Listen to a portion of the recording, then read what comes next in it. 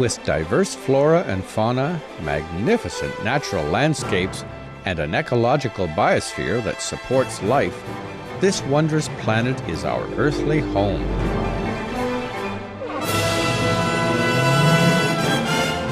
From our animal co-inhabitants to the lush rainforests and life-giving soil, we cherish all these as gifts from the Creator. It is a common theme in the world's major faiths that during our temporary stay here, we should be good stewards of Mother Earth. Throughout the years, Supreme Master Ching Hai has shared the message of leading a balanced life while following a spiritual path. Not only must we nourish our spirits, but we share the responsibility to care for nature and our fellow beings. In light of recent scientific evidences which pinpoint the raising of livestock as the #1 contributor to climate change, Supreme Master Ching Hai affirms the important message she has noted for over the past 2 decades. We must be vegetarian, meaning an animal-free diet, and practice sustainable living. Today, we present to you part 3 of a 4-part series titled We Have to Save the Planet at All Costs, a discussion by Supreme Master Ching Hai during a group meditation on August 8, 2009, concerning the detrimental impacts of the meat diet on human health, the environment, and ultimately the health of our planet. Our sweetest master. Sugar. Thank you. Tell me. During the period of swine flu in Mexico, people radically reduced the consumption of our pig friends. Of meat? Yes. Oh, wonderful. However, Yes, after a short time, they forget. yes, the president and the media declared that the consumption of pork was not related at all to the swine flu. Oh, So they go for the consumption of the pork. again. Again, yes. Encouraging the people to Yeah, eat it again. I know. So, what's your question? So the question is, what would your message for the government and the media be so they understand that their words affect the whole nation? Understand. They do know that their words affect the whole nation. That's why they spoke. Thus, yeah? But unfortunately, some government leaders and governments even are misled for being too busy to inform themselves of the fact that 90% cause of the flu are indirectly related to the swine factory in that province. They have calculated, they have researched. Now, for example, like if in your country, in your area has a lot of swine factories, then in that province have a lot more, yes, 90% related to the flu pandemic. And from then spread out, of course, but slower than the native house where the animals are breeding. Okay, maybe you can cook the pork and saying that, okay, the cooked meat is not contagious, but it's not so. The virus fly all over in the air, affects people. The workers who are in the farm directly are affected. And from then, it mixes with humans and other flus from birds or other animals and become more deadly. And then slowly or quickly spread out.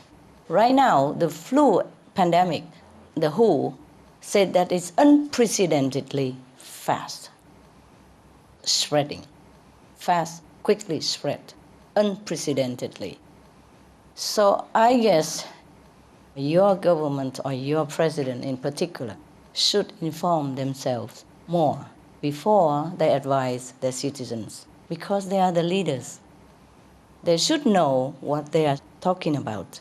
They should consult the expert, the scientists who are professional in this field before they speak.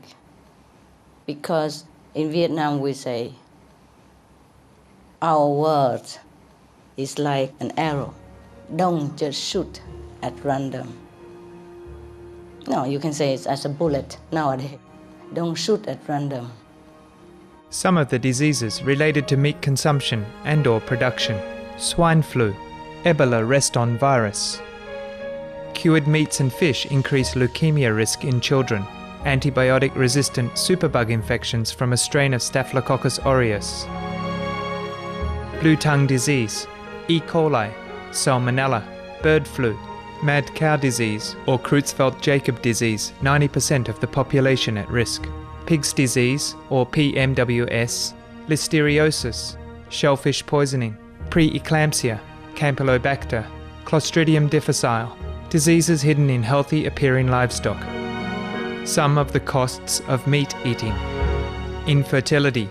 Eating just one serving of meat per day increases the risk of women's infertility by 32%, with additional meat consumption increasing the risk.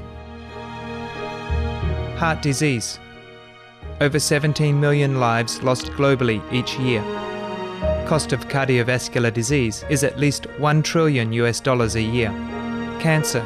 Colon rectal cancer. Over 1 million new colon cancer patients diagnosed each year, more than 600,000 colon cancer-related mortalities annually. In the United States alone, colon cancer treatment costs about $6.5 billion. Millions of people are newly diagnosed with other meat-related cancers every year. Diabetes. 246 million people are affected worldwide. An estimated $174 billion spent each year on treatment in just the United States.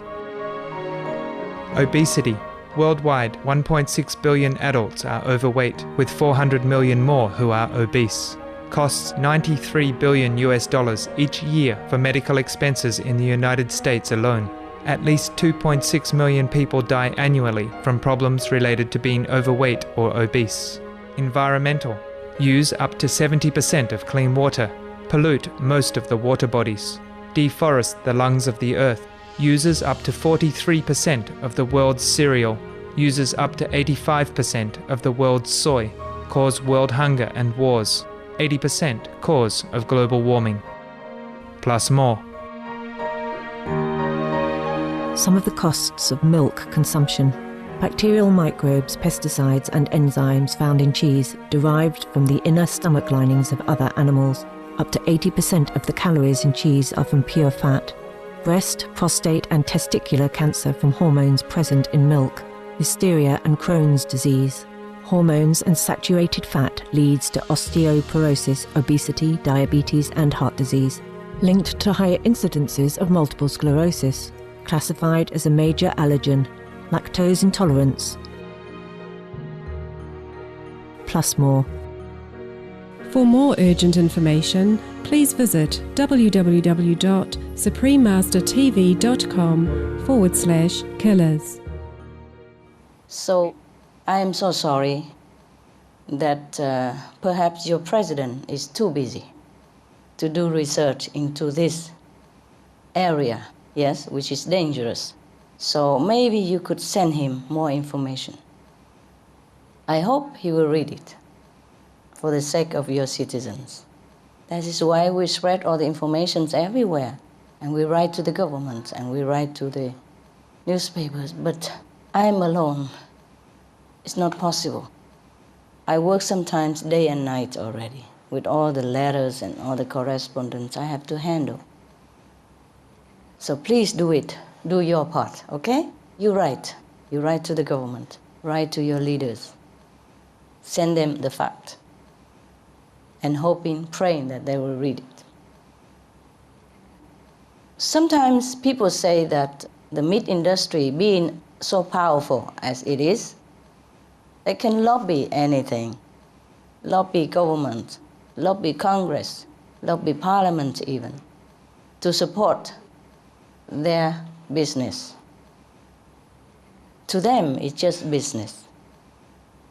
But to the people, to the consumers, it's life and death. It's suffering or happiness. It's intelligence or dull-wittedness. It's not a business. A business should be providing to the people what they need to benefit them. And then, meanwhile, benefit yourself as well. That should be a good business. A business is not to give people poison either ignorantly or purposely to cause them harm, sickness, suffering, agony in any kind, just to profit ourselves. That is not a proper business. For a Christian, for a Muslim, for a Buddhist, for a Jain, for a Sikh, none of us, none of these people should do any of this kind of business.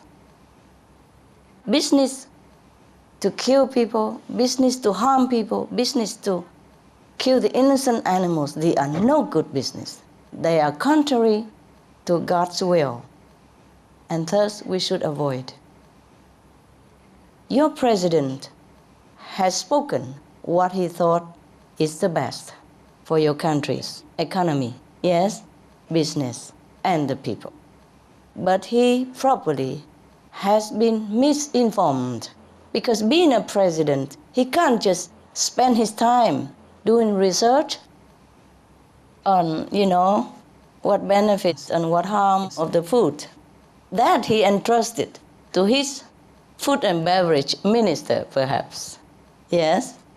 And so whatever he is fed with, whatever information on his desk, he trusted, that is okay. That's why he announced it to his people that it is okay. So your president is also one of the victims of lobbyism, of arrogantism, of ignorantism, of businessism, of profitism, capitalism. It's a sad thing. It's a very sad thing. So help him if you can. I hope you can. The problem with being president also is that not all the voice will reach him, like old-time king. It's difficult. You have to go through the whole host of bureaucracy, yeah? Maybe your letter will go nowhere. But who knows? I wrote a letter to President Obama. I wrote a letter to the European Parliament, European Commissioner, and they answer me. Yes. They say they will take heed, take notice of what I said. And my words, my advice will be in their heart, in their mind, in the days ahead. I appreciate these kind of leaders who do listen, but these are in democratic country. That's why I told you many times, I still like America. Yes? I don't write always to the president, but I do write occasionally when it's necessary. Like I wrote to President Clinton for the Vietnamese refugees issue. I wrote to other presidents for the Vietnamese refugees at that time. And I wrote maybe about war, abortion stuff, only the necessary time. Because I know they're also busy. I don't want to be also another busybody messing up with government work. I only write when really, truly necessary. But you are the citizen of your country. Please do something. Please write. You write together a big letter and you sign many people and send it. Get as many signatures as you can and send it. Or send first a letter and then get signature and send later again. Who knows? Maybe it will come to the leader's ears. Maybe not. Just hope for the best. At least you do your best. I can't write to all the people. I can't write to all the presidents. I am trying, of course. Yes. I still will do it. But that is the thing with being president. Not all the information reach his desk. Sometimes the people surrounding him will screen it out. And sometimes the people around the president, not the president himself, but the people around him, sometimes they think, oh, we need some more money to support the president for the next term or this term or whatever term. So, we turn the blind eyes to this case. We turn the blind eyes to that case. We don't give him this information. We just do it ourselves. Meat industry is one of the most powerful. I told you meat, drugs, alcohol, cigarette. These are the top 4 most powerful industry. Almost like I'm alone against it, openly. Yes, other people also, maybe they're against it, but in a group, individually, in a small scale, I'm against them. Big scale, big time. So practically, I put myself in an unfavorable situation with many. Because what's good for people, I have to promote. What is the truth, I have to speak out. I have no compromise in this. And so should not you. That's why I told you. We have to begin from ourselves, yes? We have to practice benevolence, compassion, before we can tell others what to do, right? We enjoyed your company today for Between Master and Disciples. Tune in next Friday for Part 4 of Supreme Master Ching Hai's insightful discussion titled, We Have to Save the Planet at All Costs. Please stay tuned to Supreme Master Television for Animal World, Our Co-Inhabitants, up next right after noteworthy news. May divine blessings fill your life with wonder and peace. For more details, please visit www.suprememastertv.com/BMD.